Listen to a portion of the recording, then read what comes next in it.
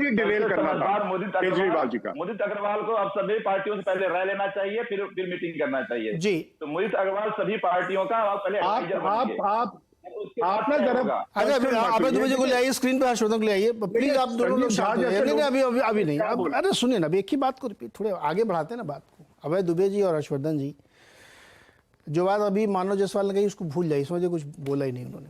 अब मैं आपसे सवाल ये पूछ रहा हूँ अभय जी, आपके सामने 3 दल बैठे हुए हैं, है ना, ये उसी विपक्षी एकता के सदस्य हैं जिसकी बैठक 23 जून को हुई है। नज़ारा आपने देख लिया। अब सवाल मेरा मन है पूछने का कि मैं, आप खुद ही बताएंगे हमें। आप मुझसे पूछ रहे नीरज जी? हाँ जी, आपसे सर। अच्छा ठीक है।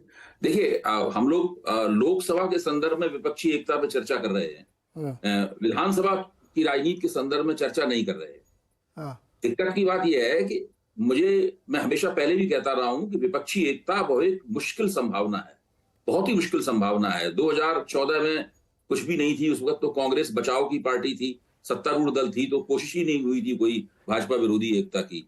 2019 में कोशिश हुई थी लेकिन वो बिखरी हुई थी और उसका कोई असर नहीं हुआ। जो विपक्षी एकता का इंडेक्स था 2019 में वो भी 0 रहा। इस बार नीतीश कुमार के प्रयासों से और कुछ दूसरे नेताओं के प्रयासों से कुछ व्यवस्थित तरीके से पटना में कोशिश हुई, लोग बैठे हैं और आपस में बात की है। उसके बाद शिमला भी जाएंगे, वहां भी बात करेंगे। अब इसके अंदर जो अंतर्विरोध दिख रहे हैं वो असल में राज्य विधानसभा की राजनीति जो है, जब वो लोकसभा की राजनीति के साथ गड्ढेमड्ढ हो जाती है तब इस तरह के अंतर्विरोध पैदा होते हैं और ये आखिर तक होते रहेंगे। आपने बंगाल का जिक्र किया, दिल्ली का जिक्र किया, पंजाब की भी समस्या। अब कांग्रेस कहती है कि हम अध्यादेश तो खराब है लेकिन इसके बारे में फैसला हम अजय माकन से और प्रताप सिंह बाजवा से पूछ के करेंगे। अब कांग्रेस कोई दिल्ली और पंजाब की पार्टी तो है नहीं, कांग्रेस तो राष्ट्रीय पार्टी है और विपक्ष की सबसे बड़ी पार्टी है। विपक्षी एकता होगी तो कांग्रेस उसकी एक एंकर पार्टी होगी। तो जो कांग्रेस एंकर पार्टी है वो विधानसभा चुनाव की राजनीति को प्रमुखता देते हुए अभी एक मसले का जिसका मसला केवल आम आदमी पार्टी के अस्तित्व से नहीं है, जिसका सीधा संबंध एक चुनी हुई सरकार के अधिकारों से है, उस सवाल पे अपना रुख को साफ नहीं कर रही है कांग्रेस। ठीक है, कांग्रेस का अपने दृष्टिकोण हो सकता है, मैं उसका इनकार नहीं कर उनका। मैं कहना ये चाहता हूं कि इसमें जब तक विधानसभा की राजनीति लोकसभा की राजनीति साथ गड्ढमड होती रहेगी, लोकसभा के स्तर पर विपक्षी एकता होना उत्तरोत्तर मुश्किल होता चला जाएगा। जैसे ही ये तमाम लोग इन दोनों राजनीतियों को अलग अलग करना शुरू करेंगे वैसे ही साफ दिखाई देने लगेगा कि विपक्षी एकता किस तरीके से हो रही है। आपको लगता है ऐसी होगी? आपको लगता है ऐसा होगा? बहुत मुश्किल है, मैं तो कह रहा हूं बहुत मुश्किल है। नहीं, केजरीवाल जी का जो व्यवहार रहा है पिछले दिनों, आप उस पर भी कुछ टिप्पणी कर दीजिए। वो कब खड़े रहे हैं विपक्ष के साथ? जब सीबीआई का बेजा इस्तेमाल कर रही थी मोदी जी, उनके मुंह पे टेप क्यों लगी हुई थी? जरा कुछ, आप तो इतने सीनियर पत्रकार हैं, जरा उन्होंने पूरी मीटिंग को ऑपोजिशन की अपने बारे में बनाने की कोशिश की। अग्रवाल साहब इतिहास में नहीं जाना चाहता। अग्रवाल साहब नहीं, इस पर टिप्पणी कीजिए। देखिए 2 दिन पहले उन्होंने मीटिंग को अपने बारे में बनाने की कोशिश की, उस पर टिप्पणी कीजिए। क्या उनको वो मीटिंग अपने बारे में बनानी चाहिए थी? नहीं करूंगा मैं, आपके कहने के आधार पर और आपकी मांग के आधार पर। मैंने तो आपसे एक सवाल पूछा, आप नहीं देना चाहते जवाब। आपके सवाल के जवाब दे रहा हूं, आप सुनिए तो दीजिए ना। क्या उनको उस मीटिंग को अपने बारे में बनाना चाहिए था? केजरीवाल पार्टी का इतिहास भी पता है और मुझे आपकी पार्टी का भी इतिहास पता है। वेरी गुड, पता है आम आदमी पार्टी का इतिहास। सुन लीजिए आप उस पर कुछ कमेंट करेंगे? नीरज जी से कहिए अगर सुने भी धैर्यपूर्वक जी, सुनाइए भाई जी, सुनाइए। देखिए प्रोफेसर रजनी कोठारी ने बहुत दिलचस्प एक बात लिखी थी। मैं उन्हीं का शिष्य हूं और देश के सबसे बड़े राजनीति विज्ञानी थे। उन्होंने लिखा था, उसका शीर्षक था इंदिरा ने बोया आडवाणी ने काटा। उसी तर्ज पे मैं कहता हूं मनमोहन सिंह ने और सोनिया गांधी ने बोया और मोदी और शाह ने काटा। आज देश में जो भाजपा का आप प्रभुत्व प्रभाव देख रहे हैं, इसमें इसके लिए कांग्रेस ने किस तरह जमीन साफ की है इसकी पूरी सूची गिनाई जा सकती है। इतनी लंबी सूची कि आप पढ़ते पढ़ते परेशान हो जाएंगे। ये तो आपका बायस दिखाता है कांग्रेस के अगेंस्ट। कुछ भी आपका बायस दिखाता है कांग्रेस के अगेंस्ट। और केजरीवाल जी का क्या रोल रहा है इसके अंदर? केजरीवाल जी के अगेंस्ट भी एक शब्द बोल दीजिए।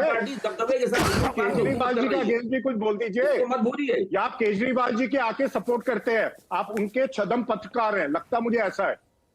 ठीक है, आपको जो कहना हो क्या मैंने आपसे सवाल पूछा, आप जवाब देंगे? आप क्या है? गारंटी? जी आपने इस देश में आपका बायस भारतीय दिखाता है। जनता पार्टी के शासन के लिए रास्ता साफ किया है।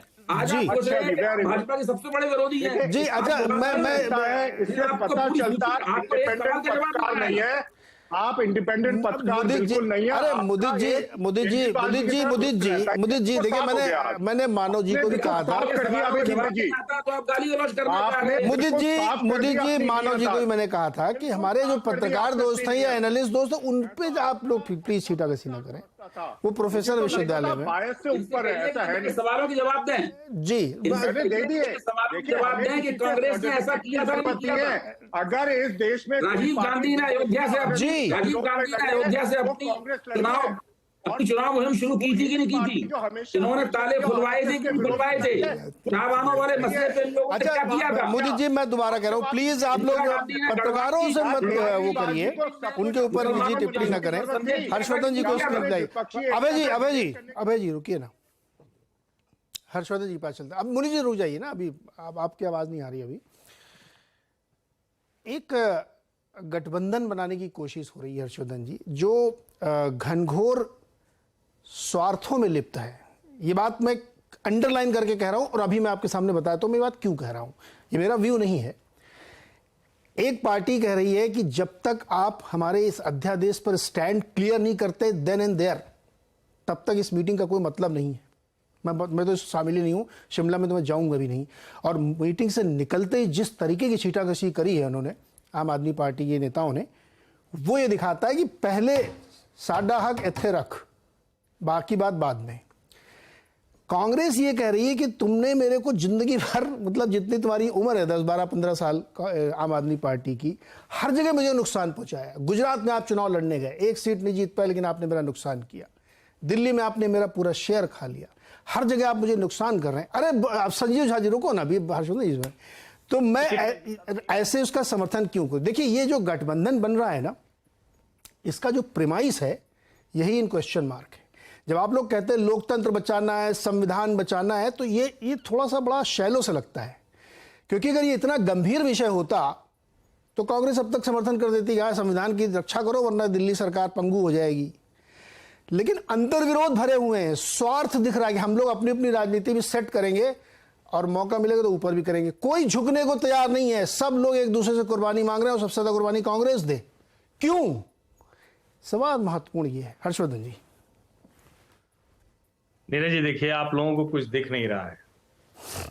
बहुत शानदार गठजोड़ बन रहा है और पूरा विपक्ष एक साथ आएगा, बढ़िया 56 भोग पर एक साथ बैठेंगे और ये लोग नरेंद्र मोदी को ध्वस्त कर देंगे। पता नहीं क्यों आप लोग मानने को तैयार नहीं। एक दूसरे से जो जूतम पैजार कर रहे हैं, इसको हम लोगों को क्यों देखना चाहिए पत्रकार के तौर पर? मानव जायसवाल, अधीर रंजन की ऐसी की तैसी कर दें, अजय माकन, अरविंद के